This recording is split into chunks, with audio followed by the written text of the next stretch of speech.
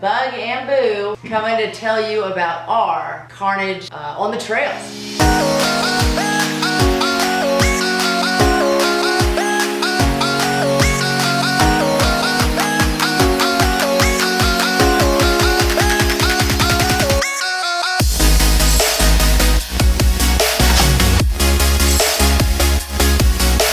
Hey guys, welcome back to another day and It's a Bug's Life. Today we are going to be covering the YouTube Carnage Challenge.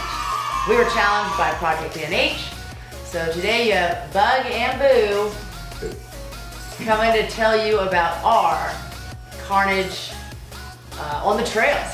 So I'm gonna actually turn this story over to Boo and I'll be chiming in as he breaks it down for us. So thank you Project NH for nominating us, and here it is. Yeah, thanks for bringing up the only really memory we have of Carnage Challenge. It's not good with Bug and Boo. So this is like, oh man, I mean, it's when we first really moved here. We hadn't been here too long, brought back from South Carolina to here. And, you know, she'd been Charleston her whole life, and, you know, no mountains, and really hadn't done anything like seriously outdoorsy, I guess, at this point at all. I was sheltered. And so, you know, I was pretty much, you know, grown up in Washington and Alaska, so that's pretty much all I'd done my whole life is outdoor type stuff. So I was gonna break her in and turn her into, you know, well, what she is today. I mean, she's, you know, she hikes mountains. She's more outdoorsy than I am at this point. But this was like the first experience. So we were gonna go down to the Pacific Ocean, and we had a 2008 Rubicon 4-door, I guess unlimited, and it was on, it was black and on a 3.5-inch lift and 35-inch tires, and of course had the factory lockers and all that, and it was a pretty capable rig. But you know, she really wasn't about that, hadn't gone jeeping or anything yet, and so we got the motorhome in the spot, we're settled in, and we'd been there for maybe a day or two, and we were gonna go up for a late lunch up the coast on Highway 101. And of course, you know, like I always am, you know, I'm just gazing back and forth for places to, you know, take the Jeep. And, you know, here we're going up 101, and I've seen a couple roads that we've gone by, and I'm just like itching. I've made a couple comments. I'm like, oh, you know, we should take the Jeep off road. And she's like, you know, kind of like, really, you know, we're not dressed for it at all. And it just, you know, and I finally convinced her. I'm like, okay, we're gonna look at this road. We're gonna try this road. So here we go. So we go off this road, and it's, you know, it's Washington coast weather, so it's overcast. It had been raining. It was misty in the air. And you know, we're going up, and we're probably, oh, I don't know, a half a mile up in this road, and we've gone down, we've gone up, we kind of went along this ridge, and then the road drops off, kind of coming back towards the 101, feeling that way anyhow.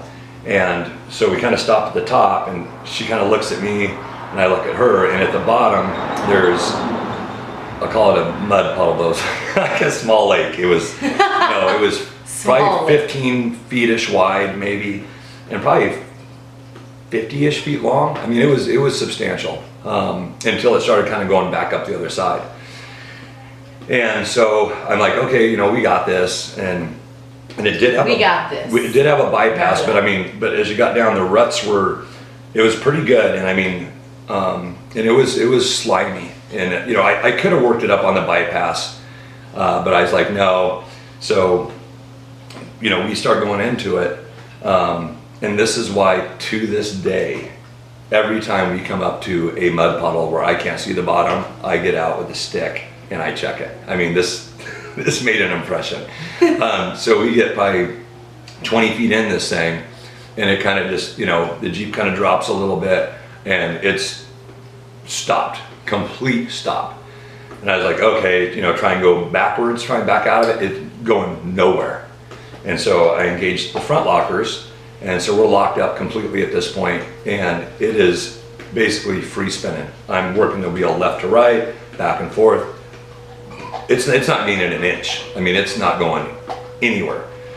So, you know, here I am in tennis shoes, you know, just pants. I mean, just, I'm starting to get that bad feeling, you know, and it's like, I know that this is bad. This is not good. I'm guessing a half mile probably off of the state route. We're probably at this point a couple hours from being dusk, starting to get dark, and you know, and just, you know, and don't have a winch on this Jeep. And, you know, so I'm like, okay, you know, she's just like really kind of, you know, this is what we had to do. So I'm like, okay, Frank's you know, over. at this point I was like, yeah, I've come to the conclusion I have to get out of the Jeep. So I get out of the Jeep, and within 5 minutes, both of my shoes have been sucked off by the mud. Maybe one of my socks, I can't remember. This is 4 years ago. And I've fallen, and you know, this much of my body is completely wet, covered in mud, and not happy at this point. So I'm kind of just thinking, you know, what can I do? I'm trying to, you know, figure out how bad this is. Well, these ruts are deep.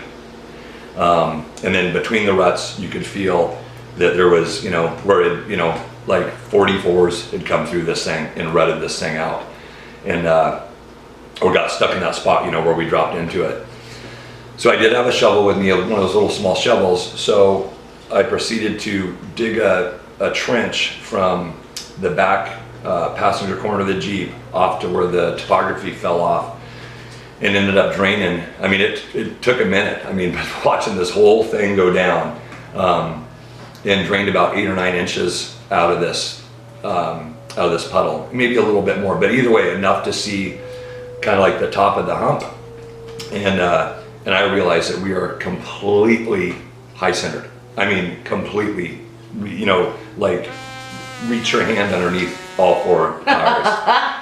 And I'm like, I don't know what we're gonna do. And Bug, you know, is, I mean, you know, we've been together for a while now. I mean, we honestly, I mean, we've really never been in an argument. Ever, nope, ever. Never. But this was like the closest we ever came. And she's not happy. You were not happy. I was not happy.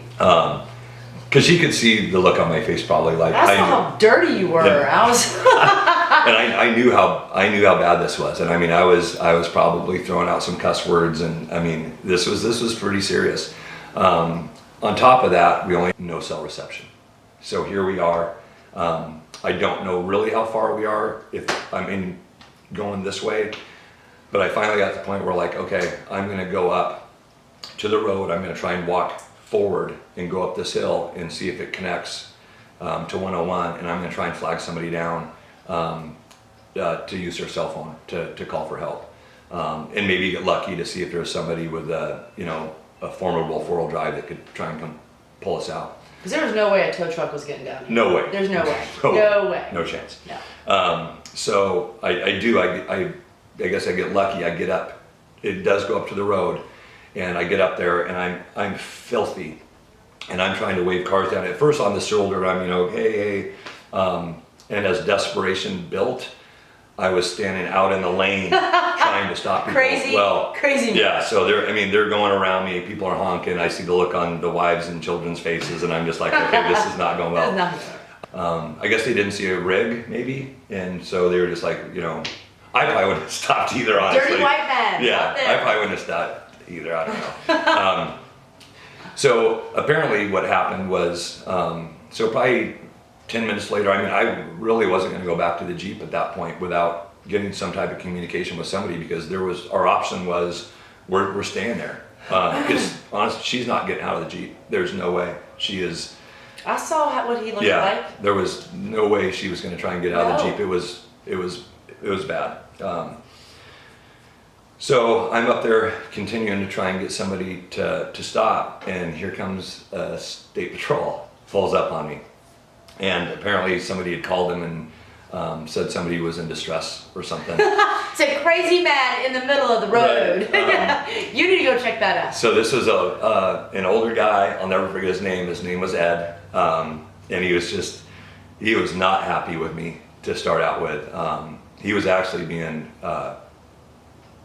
kind of rude. Yeah, let's just put this out. He was not thrilled with this situation It was at the all. weekend, and he just had, I guess, was he even on? Yeah, he was on duty, but it was just like, you know, he dealt with, it was, you know, kids and stuff that had, you know, done these. I mean, you know, probably not supposed to be out there. It's probably private property, and he was just not thrilled with the situation at all, especially how I looked. But by the time, you know, we talked it through, he agreed. He walked back, and I let him know that the bug was back down in the Jeep, and so we walked in there, and by the time we got there, we were pretty friendly with each other. He was kind of joking around, and he realized that, you know, we just weren't some yahoos, you know, even though we did a yahoo move.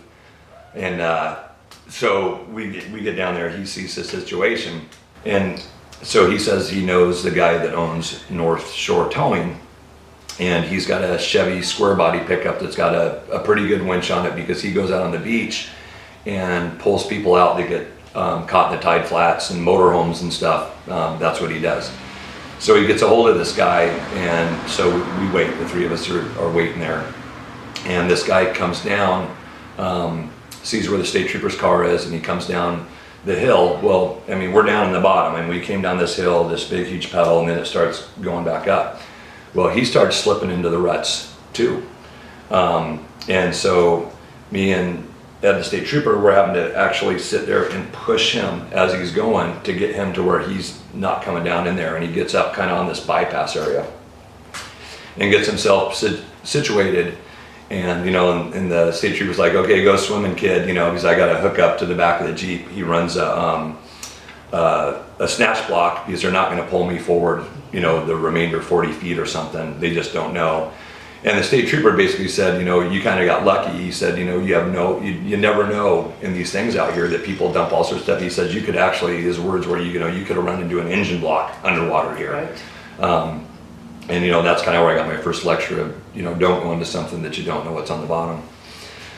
So we hook up, I get in the Jeep, throw it in reverse, he starts pulling, I start spinning all four, and the Jeep's not, I mean, it's struggling. It's not, he's not going to be able to pull it out. So we stop, I go walking up over to them, and they start talking about getting a dozer out here. Right. And I'm like, oh my gosh. I mean, I'm looking back over my shoulder at the bug in the Jeep, just going, are you freaking kidding me?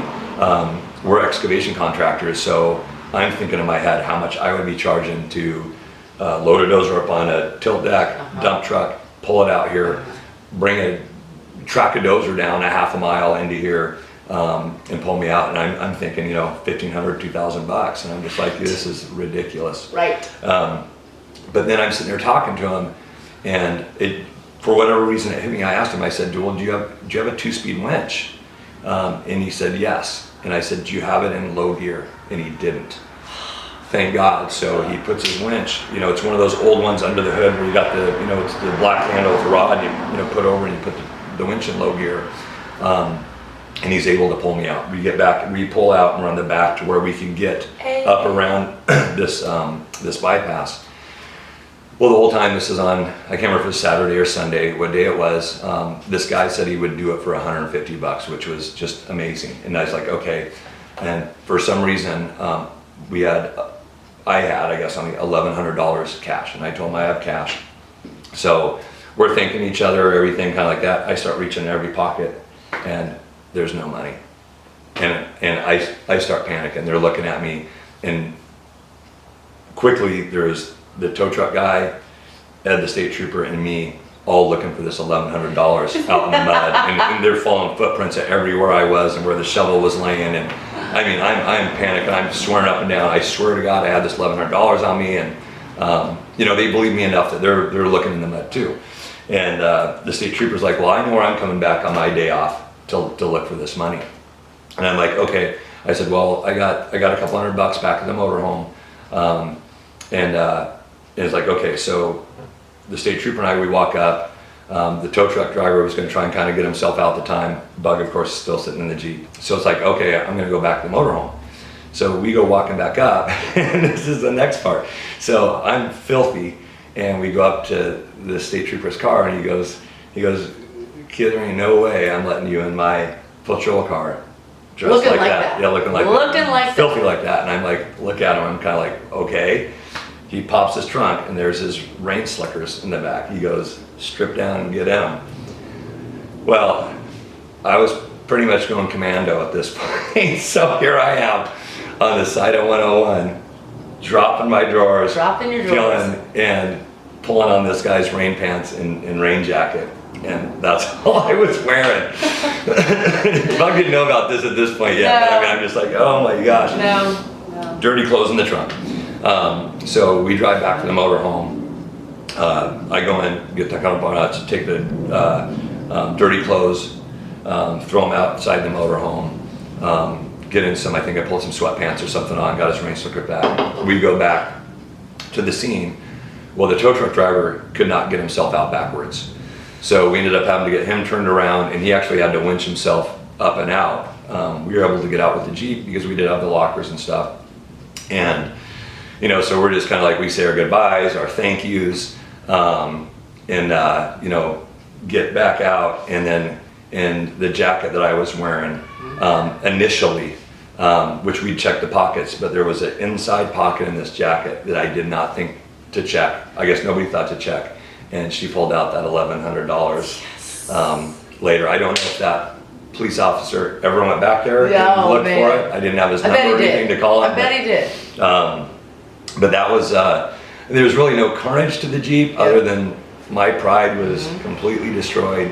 It was Bug's first exposure to off-roading, and Jeeping. Before, you know, like B&W style. Yeah, like, it was with this guy. It was something else. And then the next month, underneath that Jeep, every nook and cranny, trying to get the mud out of this thing. It was like just silty, clayey mud. I'm sure there's mud on it today. Whoever has that Jeep, somewhere there's that carnage story. They've got pulling that some mud around. So that's our carnage story. That's our carnage. Yeah, that is it.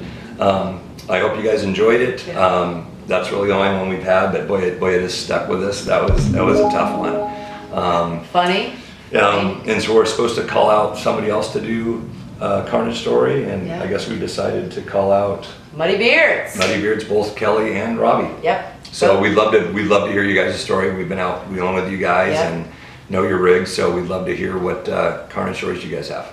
Sounds awesome. Yeah. Sounds awesome. All right. Thanks, guys. Leave some comments below. Be sure and like this video. Subscribe if you haven't already. And we'll see you next time on another day of It's a Bug's Life. Okay. Good job, babe. Except for the fact, I think I used your name like 4 times. You said